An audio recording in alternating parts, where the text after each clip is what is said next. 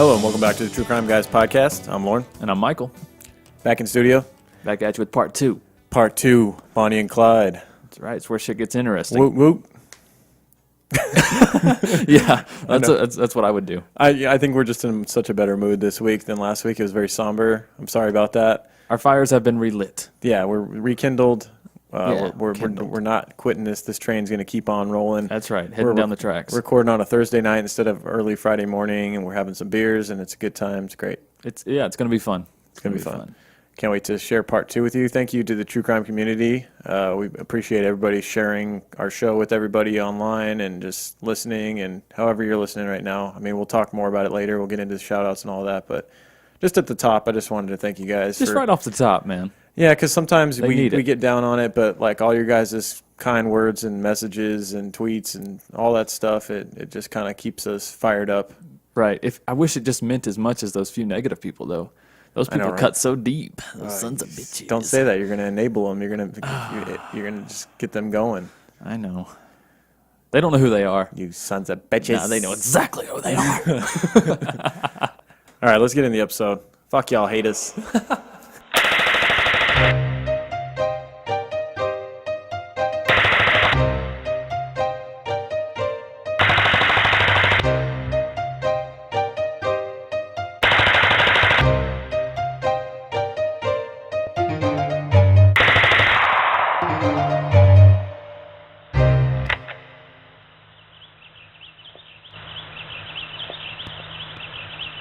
The inevitable end. Retribution.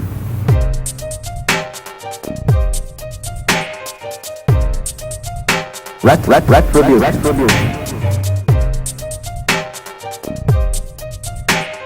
Clyde Barrow and Bonnie Parker, having killed 14 people, most of whom were officers of the law, and having come safely through so many gun battles, it did not seem advisable to fire just one bullet. Clyde Barrow and Bonnie Parker died as they lived, by the gun. By the gun. By the gun. By the gun.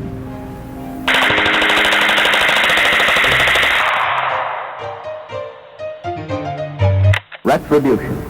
The inevitable end.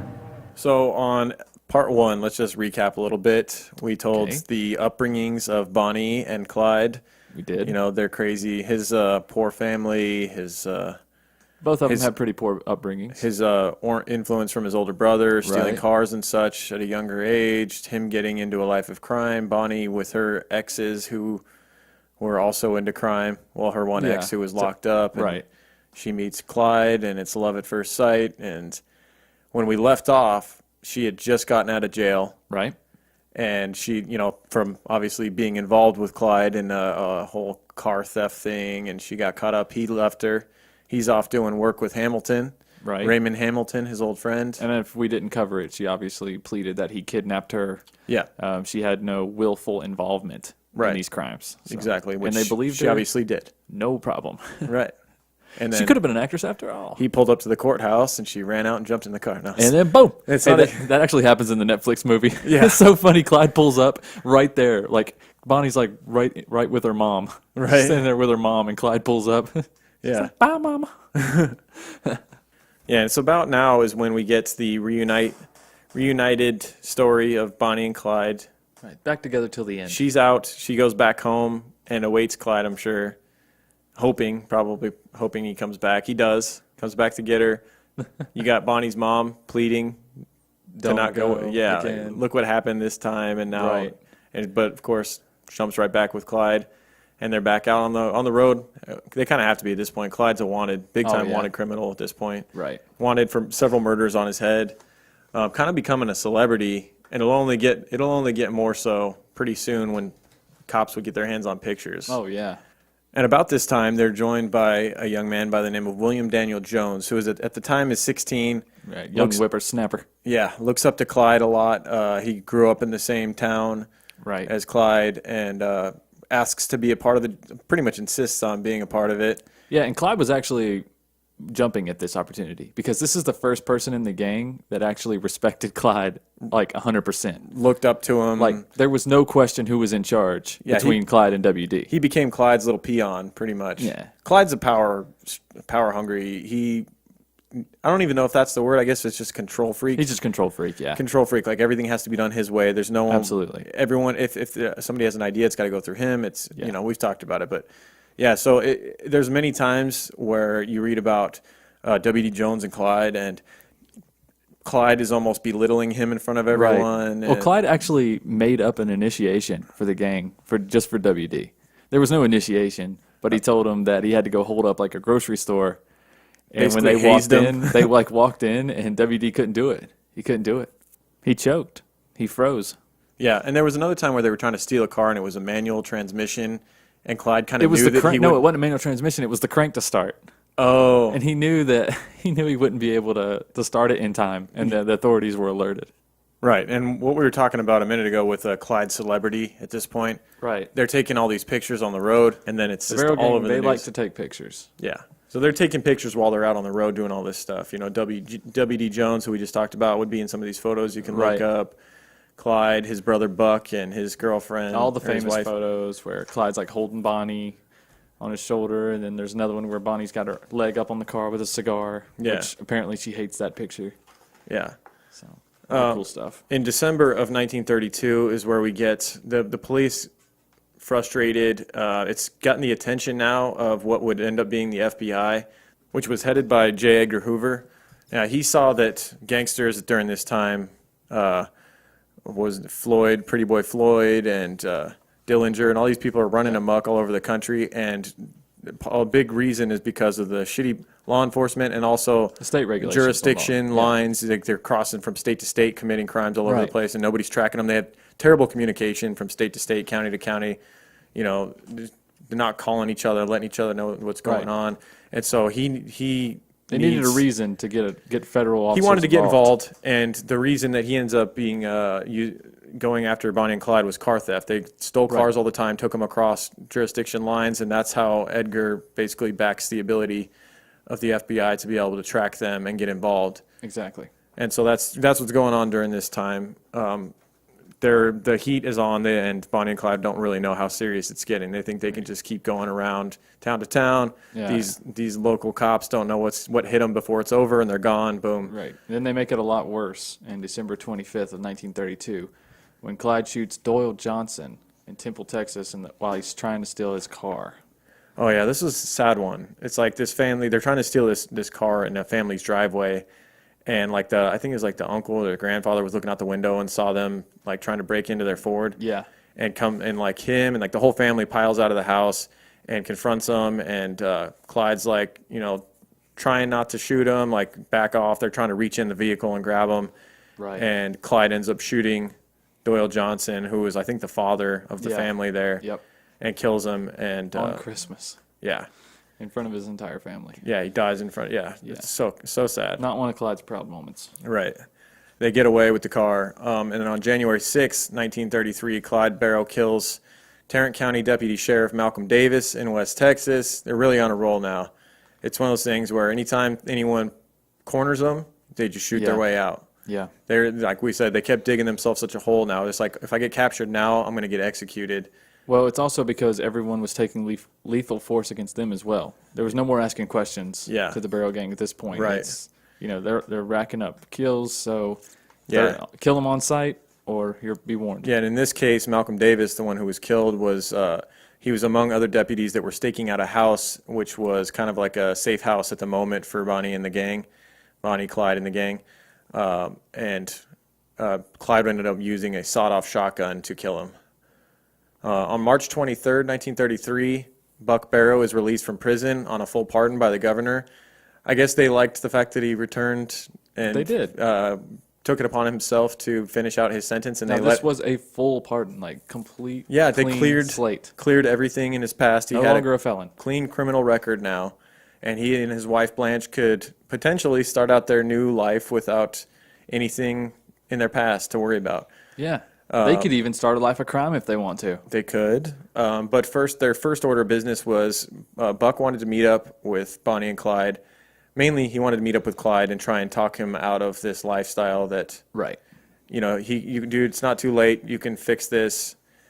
It was kind of too late, though. I don't think he realized what Clyde had really been up to. I don't know if he knew how wanted he was and how there really was no going back from what he had done. And Buck must give the worst pep talks ever because it just went the other way. And Clyde's not even supposed to be the charismatic one. You're my younger brother. I got you into crime. I understand that. I'm sorry. It's not too late to turn things around. Right. Oh, you say you want to go rob some more and kill? Okay, that's fine. All Let's right. do that. Well, it's Sunday. I got nothing else to do. I feel so bad for Blanche because they go to meet and they end up renting the Barrow brothers rent a garage in Joplin, Missouri, and they're there kind of on like a vacation. They're not planning on doing any crime because obviously we talk about Buck wants out. And his wife, Blanche, wants nothing to do with crime at this point. Her husband finally did his time. They're ready to start a family and have a good, clean life. And she doesn't even really want to go meet with Bonnie and Clyde because she knows their reputation. She knows this probably isn't going to go well. But Buck there's no qualms about it. They're brothers, man. They're brothers, and he's going to go try and fix his brother. And so they're in this garage apartment, and it's not going well as far as him trying to talk Clyde out of this. In fact, like you said, it goes the opposite. Goes the opposite direction, and Clyde gets him back into the Clyde's business. like, okay, but hear me out. Yeah. What if I don't stop doing any criminal things, and you join me so I can do more criminal things? Right. How does that sound? Yeah. Sounds about right. Buck's like, okay. Well, it also didn't help that in April 13th, while they're at this garage apartment talking this whole thing out, a constable and a detective in Joplin are surrounding this garage apartment they're in. They're getting greedy. Yeah. And so they got too comfortable. Clyde forgot that he can't really settle down in a place for more than a day before the heat's onto him. Right. And their apartment gets surrounded, and they end up having to shoot their way out. Buck and Clyde are both wounded during the fight. May 20th, 1933, a warrant is issued against Bonnie and Clyde with a September car theft. Interstate transportation is allowed the FBI to join. So now J. Edgar Hoover has gotten what he wants. The FBI is officially after them. That's right. Now, at that apartment they were hanging out in, that's where... I was about to say, we can't glaze over this gunfight. No. This was crazy. Yeah, the gunfight was nuts. It involved Buck, and he just got out, and now it's like, well, maybe we shouldn't have let him out on a full pardon because he's right back at it. Right. But they had to ditch this garage apartment they were staying in. Obviously, they didn't realize they were surrounded until it was too late. Yeah. They'd been crashing there for a little while, much longer than Clyde usually stayed places. Right. And so all their shit was there when they ran. And they lost a ton of shit. Yeah, so Bonnie had a typewriter that she wrote poems on. Didn't Clyde lose like his instruments? Yeah. Yeah. His he guitar. lost one guitar. Yeah. But the biggest thing was the photos that they'd been taking while they were out on the road were left there, and that's where the infamous photos of Bonnie and Clyde, that if you Google them right now and Google image them, you'll see the pictures of them pointing the gun at each other, her with her foot up on the bumper of a car, smoking a cigar. Yep, they left him in that hotel room because they had to go. And this just, during the time, you're talking about the 30s, these photos being put out, they were like instant celebrities. Oh, yeah. I mean, everybody thought they were so awesome after these photos get released. And when you look at these photos, they got so much attitude, they got so much charisma, so people were just writing these crazy stories about them. But what's funny is that from these photos. We kind of talked about it earlier, but Bonnie was not a fan of the photos. She does not smoke cigars. No, she would rather be called a killer than a cigar smoker. Yeah. Like, she did not like cigars. If my mama sees this photo. Oh, honey child, you can tell them I kill, but I ain't got no cigars. Right. Yeah, and I guess, they barely escaped that sticky situation in the flat that they were hiding out in. They stayed there too long. Yeah, Clyde got too comfortable. I guess they were drinking a case of beer a day. Clyde was probably just happy to be reunited with his brother and everything, but of course the local people caught on, the law enforcement caught on. They got surrounded. They were lucky to get out of that situation. Remember, their faces are everywhere now. Yeah. So anytime they're in the South, really anywhere around the Midwest to South, they're going to be. And they would do weird things, like they would put newspaper up in the windows. They acted like criminals. They would always back into parking spaces and stuff for easy access. So, it's kind of like dead giveaways if you know what to look for. Mm-hmm. And for the next 3 months, they'd be on the road, ranging from Texas as far as Minnesota. In May, they tried to rob a bank in Lucerne, Indiana. They robbed a bank in Okabana, Minnesota. Sorry if I just... Okabana. Right. A lot of these are very small scores, too. That's why they're not really worth mentioning. Nothing happened. Yeah. There were no close calls. They just kind of went in, got like $1,000. Yeah. Roll out, sometimes less. Yeah. They get into several instances where they kidnap lawmen or robbery victims and then let them go later down the road. In better standards than when they picked them up. Yeah. Sometimes they would even give them guns. Yeah. Like, just give them unloaded guns and be like, here you go. And I think it's better than the rifle you're carrying, trust me. And stories like this stuff was getting out and hitting newspapers. And then they were obviously embellishment. People are definitely talking them up. Oh, yeah. They become fictional characters almost in people's minds. Yeah. They could take this Bonnie and Clyde and draw them however they wanted. The newspapers were misquoting them on purpose. They didn't care. They were just making up dialogue. Yeah. On June 10th, while driving with Jones and Parker near Wellington, Texas, Barrow missed warning signs. He's barreling down the road. It's dark, and he's doing his normal 60 to 70 miles an hour when he didn't see a construction sign where the end of the road was, and flipped the car into a ravine. I guess there was a family that lived nearby, and they heard this car roaring in the middle, and they're like, this person is an idiot. What are they doing? And because they knew that the road ended. Mm-hmm. And sources disagree on whether there was a gasoline fire or not. The book said that there was like battery acid or something that burnt Bonnie's leg real bad, right? Yeah, part of the car was on fire. Yeah, so the car was like upside down. Like, it was a bad accident. They were lucky to even make it out. And Bonnie got a really bad third-degree burn on her right leg, so bad that her muscles contracted and caused her leg to draw up. Like, you could see bone, I guess. It was bad. And it took a long time for her to recover. She never recovered from that. Well, I mean, it took her a long time to recover to where she was, not like bedridden type of situation. Right. Obviously, they couldn't take her to a hospital, so Clyde had to hit like drugstores as often as he could, get bandages and all kinds of stuff. And I guess even police were tracking their whereabouts from town to town by like finding bandages on the side of the road, because they'd find like bloody bandages from Bonnie's leg on back roads and whatnot. Now this takes us to near some crazy stuff where the gang takes a big hit in July of 1933 in Platte City and Dexfield Park. This is in Missouri. In July 1933, the gang checked into the Red Crown Tourist Court. This is south of Platte City, Missouri. Now, this is one of the situations where the reputation got them. They went to this town. They found a nice little spot they were going to hide out in, like a hotel room or whatever. But the locals started picking up on, like they backed in to the spot for an easy getaway. They put newspaper up in the windows, that kind of thing. And then Blanche, who was basically Clyde's little servant. Blanche was complaining during this time because Clyde was making her do everything, Blanche being Buck's wife. Right. He would have to earn her keep. He had to earn her share. Yeah, and she was the unknown one. Like, she wasn't the one that was real popular in the newspapers and stuff. So Clyde would make her go to the restaurants, buy them like 5 meals, like however many of the gang members are there. She'd have to go buy everybody's food, go buy people's clothes, all that stuff. Right. And these are the kind of things that get you recognized when you're in a town. It's like, why is this girl coming in here and buying 5 meals? Why is there... Right. It's just things don't connect, and it gets them right back where they were the last time they had a big standoff at the hideout they were in. Well, they're just staying somewhere too long. Exactly.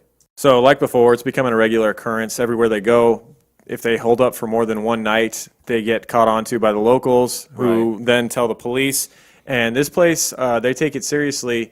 When the police find out that they might possibly have Bonnie and Clyde hiding out in this room, they check up on it. They check up on the license plate. They go, I think this is Bonnie and Clyde here. And so they go to their superiors. They know that they need more firepower. Their guns aren't going to cut it, and they request because armored vehicles and stuff like that. Their superior goes, oh, it's probably not them. We'll give you one shitty armored vehicle, like crazy. A car with like some metal plate strapped to the side. These same armories that were denying law enforcement these heavy artillery and guns and things. Yeah. Clyde would just go take them. Right. So, like, how do you stand up against that? Seriously. As a lawman, like, it's not fair. It's like, no wonder he got away so many times, though, really. Right. I'm gonna risk my life with my shitty gun to try and stop these people when I know it's not going to end well for me. All right, when they have the guns that we should have been given already. Yeah. Exactly. So they basically know that Bonnie and Clyde are gonna be staying for one more night. They've already prepaid for an extra night, and they surround the place that night, and in an attempt to catch them off guard. And one of the officers goes up and knocks on the door. Blanche yells, "Just a minute! Who is it?" The police officer states who he is, and they just immediately start firing. Buck, Clyde, JD, was it WD. WD, they all start just firing out through the windows, through the doors. Yeah, they don't give a shit. Police immediately know what they're in for. A big shootout ensues. Once again, Clyde and the gang barely get out. However, Buck has taken a shot to the head that is bad. Very bad. Somehow, like back of the head, like skull exposed. Skull, shots. brain. You can see brain. It's obvious he's on a downward spiral here. Yeah, he's not going to make it. Oh, don't ruin it. Well, they know. He's a pretty tough son of a bitch, though. He makes it a ways. He does make it a little while. Like the next day. Like they're on the run. Buck's head's falling off. And they're looking for anywhere that they can like relax for a minute and try and get their bearings together. They're on this highway in Missouri and they come across this what looks like some kind of a park, like a little clearing, like a little city. Some people say it's an amusement park, but it looked to me like you can look at videos of the park where this next shootout happens. Right. They find a nature area or it looks safe, like they're going to camp for the night. They called it an abandoned like amusement park, but it was probably abandoned fairgrounds. Yeah, honestly, or not abandoned. It just wasn't in use during places where people can camp for the night. Yeah, they're setting up for their camp for the night. They think they're fine. They're trying to keep Buck alive and whatnot. And the locals start picking up on things. You know, there's people pull in with a car with gun holes in it. Right. People are bleeding, and it's just looking weird. And then a posse gathers after they realize who it is. It's Bonnie and Clyde. This big posse of locals gathers. The local law enforcement is informed. Another big shootout happens at this park. Of course, it's Clyde who hears them coming first. He hears a tree branch break. They start shooting. There's a snail fall off a limb, and he was like, Jake's just Bonnie getting car. Yeah. A big shootout happens. They run. They cross some river. Buck ends up taking another shot, or I don't even know if it's just the initial shot to the head that he had suffered the day before. He couldn't really run. Here. He couldn't run. He was done. Yeah. He's down. Blanche stays with him. Very loyal. She gets captured by the police. Buck is still alive. Ends up dying 4 days later. Clyde runs to a local farm that was like almost attached to this park that the shootout happened. Ends up getting a car from the people that live there, steals their car, gets away again. Yep, him and Bonnie are off again, and that's the end for Blanche and Buck. Blanche is captured. The FBI director meets up with her in jail to try and get some information from her. Right. Now, also, W.D. Jones, who was present at this whole shootout, he went his separate ways during it, and he would shortly after be captured by the police, and they start questioning him. So they've got him, they've got Blanche, and now the police are now just narrowing down their search. They're coming more and more after Bonnie and Clyde. At this point, you got the FBI tracking them, and now you've got the Dallas County Sheriff. WD, he gives up a little information, doesn't he? Real quick. Yeah, I think so. We'll get into it with Sheriff Smoot Schmidt. That's right, Smoot Schmidt. Awesome name. He assigns two deputies who have some kind of connections to Bonnie and Clyde in a weird way. Bob Elkhorn and Ted Hinton. Bob Elkhorn was actually responsible for Clyde's first arrest with the turkey. For stealing chickens. Chickens, yeah. That's right. Whatever. It's a heated topic, the turkey and chicken debate. No. There was turkeys too. There was turkeys too. Okay. Yeah, you're saying poultry out the ass, dude. You're going with or and it's and. Okay. It's both. It's chickens and turkeys. Why? I mean, I say why choose one or the other when you can have both. Exactly. Because he stole both. So just so that's clear. So you got Bob Elkhorn, who arrested him for that, and then you got Ted Hinton. Yeah, Bonnie's stalker. Yeah, who when Bonnie was a waitress, he was a frequent customer. He was very frequent. The word on the street was that he was a bit of a creep for her. Yeah. You know, he's always like, I like them. How you like my eggs, baby? Yeah. Over easy. That's how I like my women too. Yeah, so he assigns. Yeah, I don't think he ever got to see her tattoo though. No. Nor did he see the butterfly above her tailbone. Nope. See? Not even when she was bent over getting mice. Oh Jesus! I don't think she had a butterfly there, but no, probably not. So he assigns these two deputies, and they get some information that there's going to be a Barrows family meetup. Yeah, and they try to stalk it out, and they try to catch him off guard. But every time this sheriff was trying to go for the gold. Let's just be honest. Oh yeah, he was like, "I'm gonna get the best two guys." Not to mention Ted Hinton was just a mail carrier a month ago. Guy thought he was awesome though. Every picture you see him, he's got his hat sideways. Right. He thinks he's cool. But the sheriff was trying to do it all himself. Is what I'm getting at. He wanted all the glory. He's like, "Oh, I got these guys that kind of know Bonnie and Clyde. I think we'll be able to do it now." The real gangster hasn't stepped in on the law side. That's right. He's coming up, but these guys are kind of like the hammer, wannabes. if you will. Yeah, the hammer's going to be dropped soon. That's right. Yeah, so these guys try to get the drop on Bonnie and Clyde during this supposed Barrow meetup, and it doesn't go well. The two of them like hide in the bushes. They pop out. They shoot. There's a shootout that ensues. Bonnie and Clyde get away, of course, as usual, and that's that. Why would they pop out of the bushes? Why wouldn't you just stay in there and shoot? Or did you add that Maybe part? they didn't. Did you add that part? You added to make them look extra dumb. Here we are, Bonnie. Put your hands up. Bitch, you didn't see us in the bushes, did you? No, you probably should have stayed in there and just shot. Probably should have stayed in there since now I got this BAR. Now, the one thing that did come from this that was pretty important is that Ted Hinton realized during this shootout that he was outgunned. Yeah, he got his feelings hurt. He did. Real bad. Yeah, so what he did was he went to the National Guard. Yeah, he got Guard. approval from the National Guard to get a BAR. The real gun. This was not the first attempt to get a BAR for to use against Bonnie and Clyde. Yeah. This is the first time it got approved. Right. So I think he knew somebody. Probably knew somebody. Yeah. Now from here, Bonnie and Clyde are actually, I think it's important to mention, this is like one of the only times they're actually out on the road alone. Yeah. Which I think most people, when they think of Bonnie and Clyde, they just picture the two of them out on the road. They're killing all this. They're robbing, killing, doing all this stuff. Usually they have more firepower. It was the Barrows gang, and Bonnie was just along for the ride a lot of times. Now, for once, the rest of the gang kind of fell off. They're either arrested or they're dead. And now it's just Bonnie and Clyde on the road. And now it's time for Clyde to finally realize his manifest destiny of going after this prison farm once and for all. But now he doesn't have... I think this is just his final hoorah, man. I think he knows, because you got to remember, Bonnie's still injured. Bonnie can't even hardly walk. Right. Clyde already He's got missing toes. Yeah. She's got a burnt-up leg. Half their gang's gone. Most of their gang's either locked up or dead. Like Clyde had some he got shot. He had some bullet wounds, Yep. some near misses, Mm-hmm. So he's not in the best shape. Neither one of them are. So this is basically, he must realize this is going to be a half-assed attempt, but it's like you said, his last hurrah. Yeah. He has to do it. And what's funny is that this prison farm is really, it just always gets the best of him. Yeah, it does. Because in the end, it's kind of like the prison farm. I think Clyde wants you to think that it was loyalty, the loyalty he had to his crew and things like that. I think it was just spite. I think he just wanted vengeance on the farm itself. Yeah. He didn't really give a shit who he broke out, but the memoirs from his mother and stuff, like to express how loyal he was to other people, which he did have a sense of loyalty, a code that he followed, I guess, per se.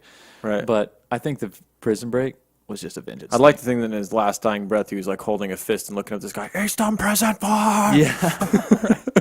Just right there in the car, just on that road. Yeah. They got ambushed on. Yeah. So it finally is scheduled to happen January 16th, 1934. There was some setup to it. It's not like they just showed up at the farm. Well, this is 4 years after Clyde promised that he would do something. Right. That he would do a breakout. Yeah, but I mean, obviously, life gets in the way. Robberies and he's becoming less and less motivated because of his heat, the heat on him, and then also he's like, his brother just died. I don't really care too much for the people who are in there now. Yeah, Raymond Hamilton. Yeah, which he never really liked Raymond Hamilton. Right. So wasn't in a big hurry to get him out. He's like, he can do some time. Right. His old buddy Scully was in there that helped. Took the blame for Crowder's murder. Exactly. Yep. So I mean, maybe a little bit of motivation there, but there was two guys that were going to work with him at this point to help this prison break happen. Well, yeah. If it wasn't for Floyd Hamilton, who was Raymond's brother, it probably would have never happened. Right. He did all the planning, and he basically came to Clyde, and Clyde agreed that he would be part of it, but he would just drive. Yeah. He's like, you guys are doing all the dirty work. I'm not getting my hands dirty. You just make it to the car. I'll get you out of here. Yeah, so their plan was, they showed up a couple days before they were planning to actually do the prison break, and they stashed some guns on the farm. Floyd Hamilton, and then another guy that Floyd knew named Jeremy Mullins. Clyde didn't trust him, didn't really know him that well. Yeah. But anyways, he was a friend of Floyd's. So those two snuck in and hid 2 Colt 45 pistols in a drainage culvert. And 2 zigzags. And 2 zigzags. Yeah. Maybe that's all we need. We can go to the park after dark. Right. Okay. I see what you're doing there. Okay. So they stashed the 2 guns. Right. In a gully. Yeah, a gully. Yeah. I like that word. We'll call it a gully. So, right. And then old Scully. Scully in the gully. Old taking the blame. Yeah. He was still trusted for some reason apparently he was still highly trusted. Yeah. I guess they're like, that murder was years ago. Right. He probably won't kill anybody else, and that guy deserved it Bro, anyways. that's a prison farm. Like, everybody out there's got some murders on their head. Well, I know, but he deliberately did it in prison, though. Yeah, the guards were probably afraid of him because he killed Crowder, as far as they know. That's true. They probably So were. they're probably like, this motherfucker took He out can do whatever Crowder. the hell he wants. Right. Hey, you want them guns out there? Go get them. Right. Go get them. But Scully snuck out there, got the guns, smuggled them in to Joe Palmer and Henry Methvin. Real quick, just in case you guys are wondering how the prisoners knew that the guns were there in the first place, Floyd Hamilton, Raymond's brother, went in and visited his brother weekly. So he just scheduled his weekly visit on the day that they were going to make the break. Right. So he went in, told Raymond Tomorrow everything. it's going He down. The passed guns word. are here in the gully. Right. Told him where they were, all that good shit. Right. So they weren't like calling him on the phone or anything. Tell Scully they're in the gully. I'm sorry. All right, are you done? Yeah, I'm done. I mean, those are some pretty good rhymes. But, So the next day, the shit goes down. right. They basically just park outside and wait. Uh-huh. Park outside the farm, and the next thing they know, they hear gunfire, and then 5 escaped convicts, including Methvin and Hamilton, reach Clyde's car. And what's crazy is Clyde already had the other 2 fellows with him. He still had Floyd and Jimmy with him. Right. So that's 8 people that they fit inside a Ford V8 that probably sat 6. So, and they were like, Clyde was like, I'm not leaving anybody. So, Hey, there's some dudes sitting on laps, but if they're getting out of a prison farm, I don't blame them. It ain't like they didn't do it in prison, am I right? Right. And Okay. during the scuffle, there would be 2 prison guards who would go down. One of them would Yes. live. 2 of them were shot. One of them would die. Right. And now this is one of the we're not sure who killed the prison guards or how they got hurt. We don't know if they were shot, if they were stabbed, hit with a bar, whatever. Right. But it was one of the prisons that did it. Prisoners that were escaping that did it. And of course, Clyde is going to be And Clyde took taking the the blame blame. for this. Right. He wasn't even on the farm, Right. but took the blame for it. Well, I mean, without him, it probably doesn't happen, though. Let's be honest. Well, yeah, he's the getaway guy. Everything at this point falls on everything that the gang or anybody associated with the Barrows gang, Yeah. anything that's done in any relation to Clyde falls on him at this point because he's the one with Yeah. the name, and He's the leader right there. now. Yeah, and so when that prison guard goes down, a guy by the name of Lee Simmons, who was the prison manager at the time, Apparently had some pull.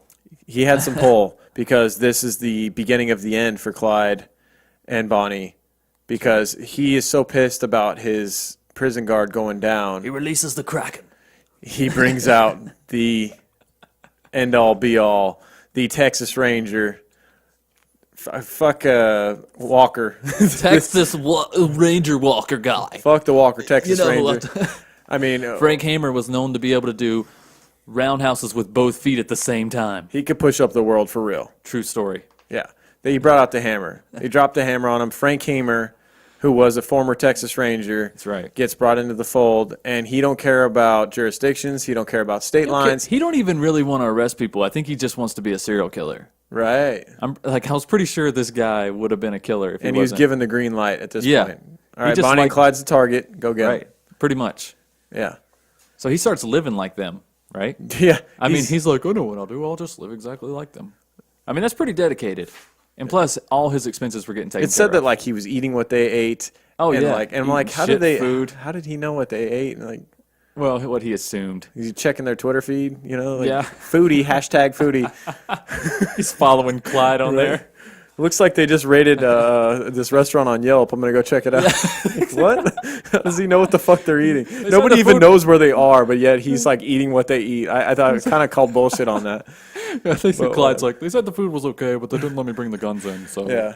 probably won't be back. The hors d'oeuvres were underwhelming. Spilled some mustard on my suit. They wouldn't even pay for it, so I Right. shot them.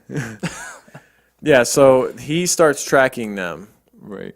And at this point, we're going to get to the next big event, and this is when the public really turns. I mean, obviously, the prison break wasn't real. It didn't play well as far as public goes. Right. Like, when it But hits there the was newspapers, still- it's- there but was it's still still kind of a bit- cool, yeah. right? Still kind of cool. Still a little bit of vigilante stuff going on. What's not cool is on April 1st, 1934, on the highway in Grapevine, Texas, Clyde and the way it was reported was Bonnie and Clyde were on this. They were off the highway a little bit on this mountainside, hanging out, shooting, doing target practice at some Right. cans or whatever.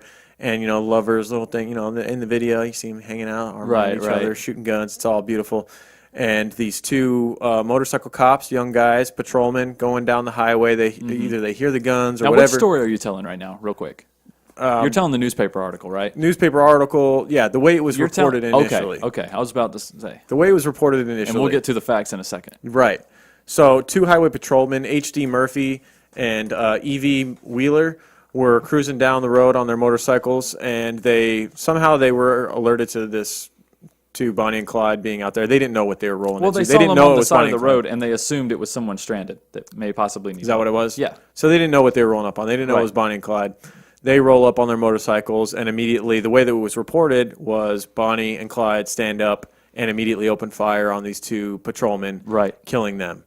And, of course, it didn't play well with the public when that was released. There was even some misquoting of things that Bonnie said. Like, it was unreal. Right. The stories that got blown out of this scene right here. Right. But what would later be found to be the truth was that it was not Bonnie that it was shooting. It was Methvin. Methvin made the first shot. Right. And Clyde kind of had to clean up. Henry Methvin, from what we hear, I don't know, the quote was that Clyde told him, let's get them. He said, let's take them. Let's take them, meaning, because, we know Clyde was known to take police, literally take them. Yeah, hold them hostage, take them out, take their guns, and then drop them off wherever. He's done this a bunch of times. Right. So that was what he meant. But Methvin, being a young, dumb idiot who just got jailbroken out of prison, goes, okay, cool, and just opened fire on him. Right. And I guess Clyde was like, what the hell, Henry? Well, I was going to take them to the Applebee's and treat them up real good so they wouldn't talk. I was going to give them the $5 apps. I was going to give them a 5 for 5. Hot damn. Shit, you ruined everything. Now I got to go kill this motherfucker. We're going to get honey barbecue wings. Right. Now there's blood everywhere. It's ugly. So that's pretty much didn't play well. No. And what we find out later, and the speculation is that the reason that Methvin wasn't reported initially, and it was Bonnie and Clyde, is police using the media to their advantage, right? Telling them what they said the truth was. Mm-hmm. Maybe it wasn't really even in the newspaper's faults that they reported that. Maybe that's just what they were told, right? Because at this time, the police and the FBI were working with Methvin already. They had gotten to his family. And his father wanted to make some kind of a deal to get him out of his. They knew that he had broken out, Methvin, and they had made a deal with his father that if they could get Methvin to deliver Bonnie and Clyde to them, that his prior convictions, like his arrest record, everything would be wiped and he would be free. And so at this time, they're already working with him, and that's why his name was left out of the reporting. So that's kind of crazy, though. They know that he was involved in shooting these two police officers, and they wanted Bonnie and Clyde that bad that they're willing to wipe. They wrote him out of the story completely. So you never did finish what the paper said happened. What else did it say happened? Well, it said that the first guy, Clyde shoots, and then Bonnie comes up, shoots the other guy in the torso. Okay. Okay. And as he falls to the ground, she goes over there and pops 2 more in him while he's laying on the ground, and then says, supposedly she was quoted to say, look at that, Clyde. Look at his head bounce like a rubber ball. Like, that's what supposedly she said. How the fuck does this shit, there was a farmer nearby, and this one guy, this one eyewitness that was in the woods that claimed he had a clear view to everything, swore up and down that Bonnie went over there and shot, and apparently he was close enough to hear her talk to Clyde right there. And then she walked away in slow motion, flicked a cigar. Yeah. And there was an explosion. Right. The car blew up. Her and Clyde just walked away, and then she was like, oh, yeah, I can't walk. Can you please carry me?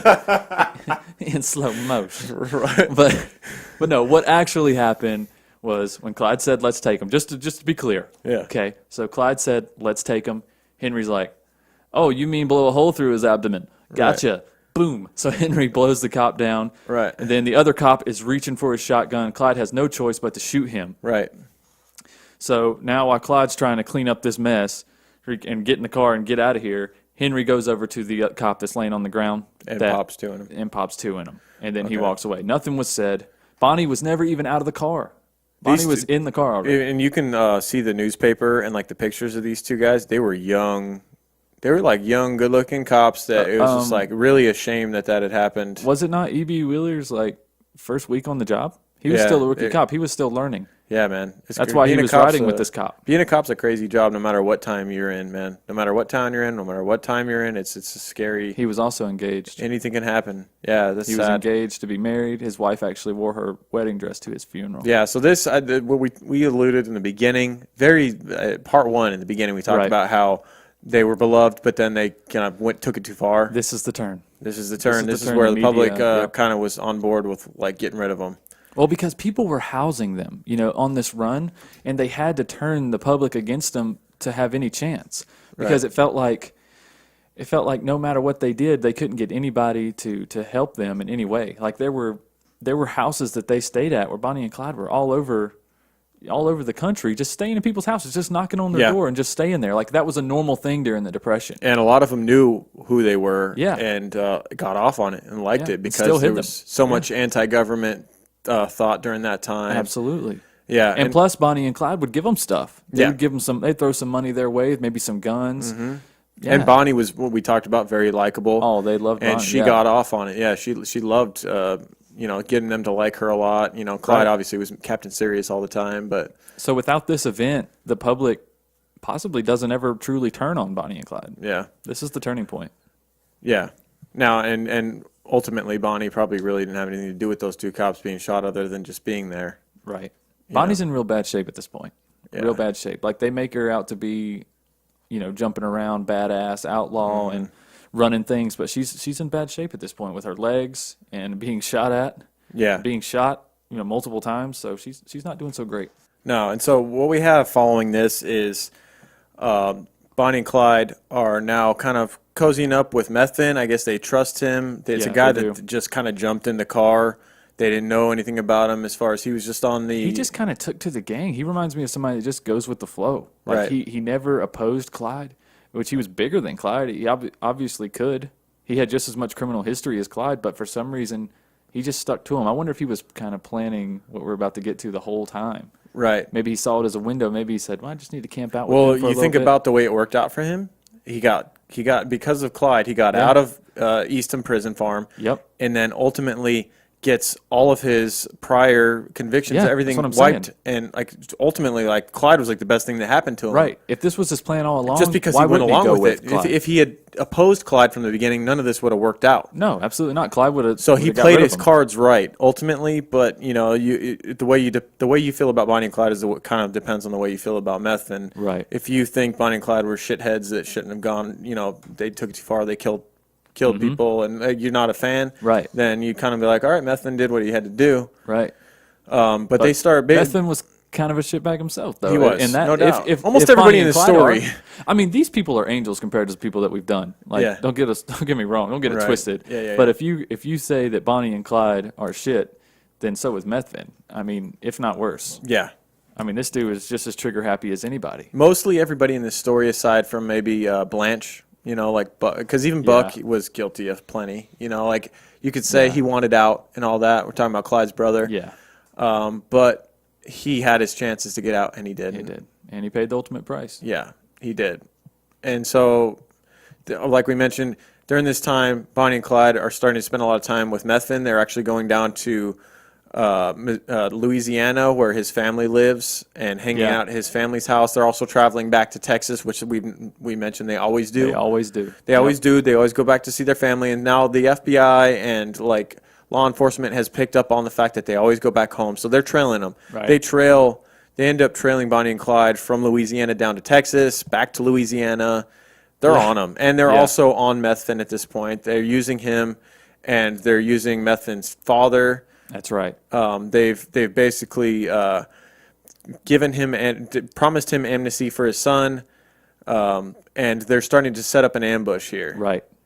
And so I think this was mostly Methvin's father's idea. Right. I think the whole construction of the plan. Now, do you think his father had this plan before he got out of prison? Or do you think maybe Methvin got in touch with him while he was on the run with Bonnie and Clyde, and then his dad was like, hey, why don't we set them up and we can get you free? I think Bonnie and Clyde loved being on the road, and once they broke out of Eastham, maybe Methvin said, "Hey, can we go down and see my family?" And then his dad and realized, Bonnie and Clyde being like, "That's right, we like going wherever," and so they go down, and he said, "We can stay with my parents for a little while." And while there, I'm sure Henry probably talked to his dad and said, "Look, this is an opportunity for me.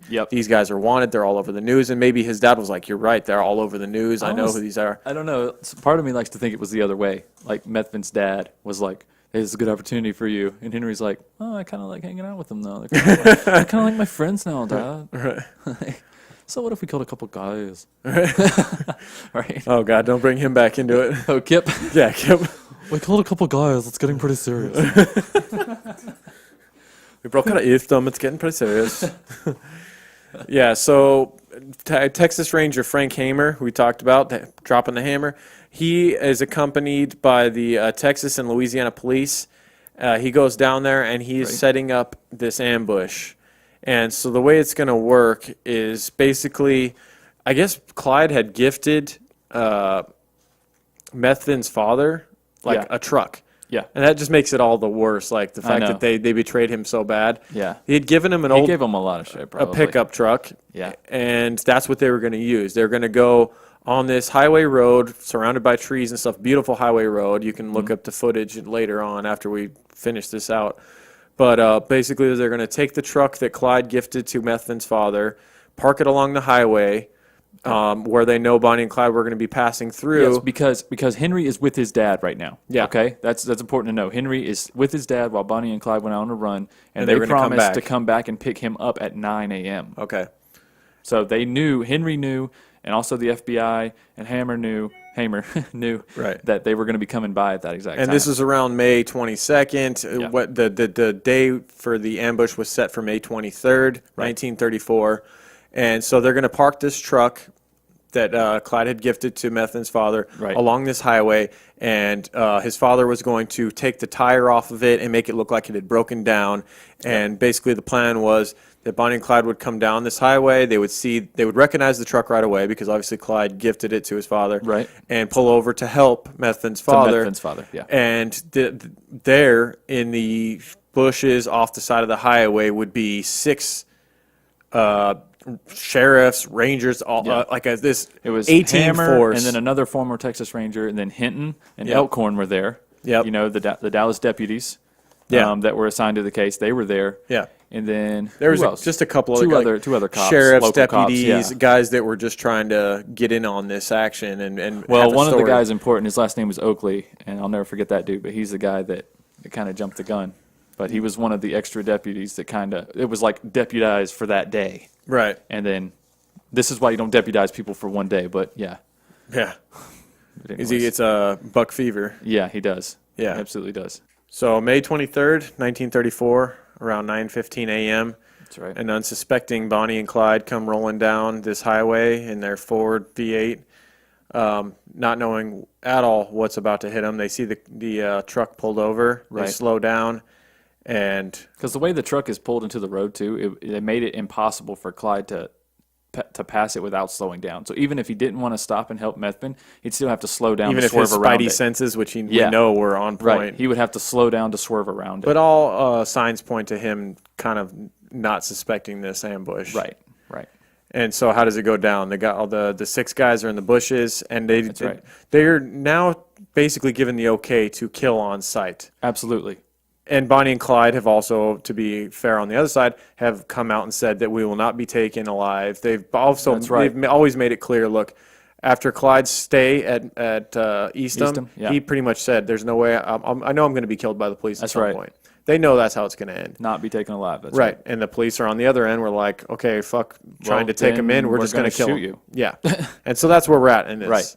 And so the 6 of them are out there in the bushes. The car slows car slows down, and what happens? Yeah, it's actually slows to a stop. Yeah. And from Hamer's account, he stood up, had the gun to his chest, not looking down the sights, gun to his chest, and was getting ready to actually confront them and give them a split second to surrender. Right. To decide to surrender, rather. But as Hamer was standing up, one of the deputies for the day, old Oakley, started firing, and he was one of the ones that had a BAR. Right. He fired multiple shots into the, what do you call it, the panel, or the pillar of the car in between the front and rear seat. Mm-hmm. And then the next shot struck Clyde right in the temple. And as Clyde's we know done. about any situation, if you have a group of people with guns, one starts shooting, just instinct, human instinct, everyone else just opens up. And he claimed that he saw Clyde reach for a gun.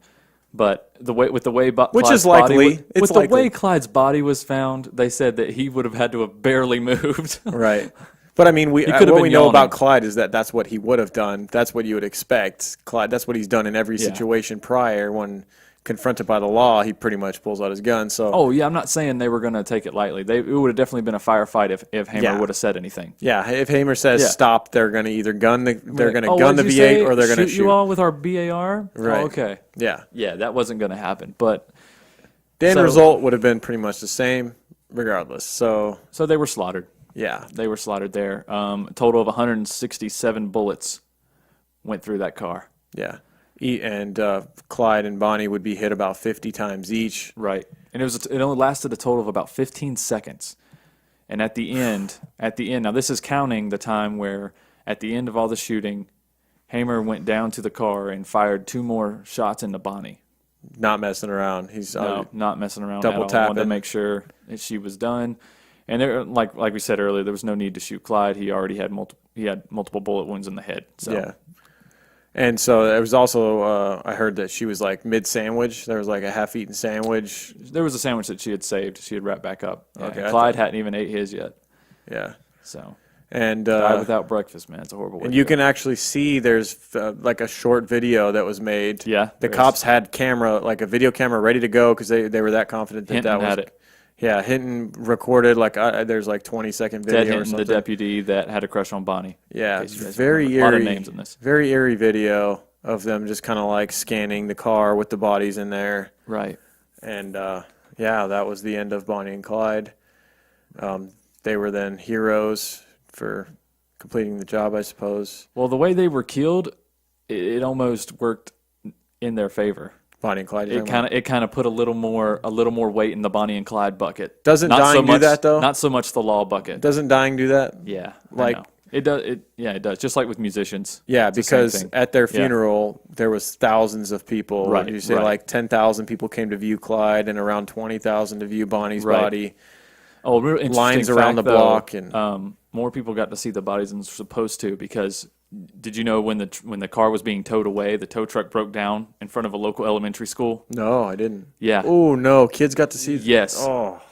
Yeah. The bodies were covered up, but the kids ran out there, and of course, out of curiosity, you're a kid, and they pulled the sheet off, and dozens of school children saw their bodies. Oh man! Before the cops could surround the car again and get another tow truck out there. Yeah. It's horrible timing. Geez. So that made the papers. Yeah, that looked great. It looked like the cops were parading their body around town. Yeah, that's why that was such a big deal too. Not aside from scarring multiple children, but it looked like they were like, oh, look what we did. Look what happens if you disobey the law. We'll shoot you and parade your body around town. You know, that's great. Yeah, that's what it looked like in the papers. And so the car is now on. It's been on display ever since, and it's actually in our home state of Nevada. It's in Prim. It's in Prim, not far from us. And Whiskey Pete's, man. Yeah, and when I discovered this, I said, look, Mike, we got to go out there. Yeah. And so we're really considering. I wanted to go look at it before we finished up the podcast, but I did look at pictures online. So. We have to road trip out there. Yeah, we can. It's not that far. It's actually closer to me than Vegas is. Yeah, keep an eye out. We're gonna try and get out there this weekend and maybe do a live video or take some pictures. Yeah, it's pretty cool. It's in like a big glass box. Yeah, but it's legit. It's a real car. Yeah, that's crazy. So what are your final thoughts, man? What do you think about Bonnie and Clyde? Are they Robin Hood, or are they just some trailer trash that didn't like being told no? Like, I think they were a product of the times. I think they were. They would have probably just been your typical young people that would have, Yeah. Nowadays, I feel like they hold up a gas station and then get arrested. Right. And they just keep doing that. They serve a little bit of time and then they get out and then they hold up an old lady or something and then they get arrested. Yeah. I feel like they don't get very far nowadays.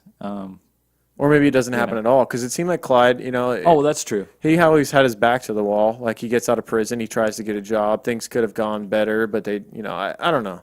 We'll never know. But I think they were products of the time more than anything.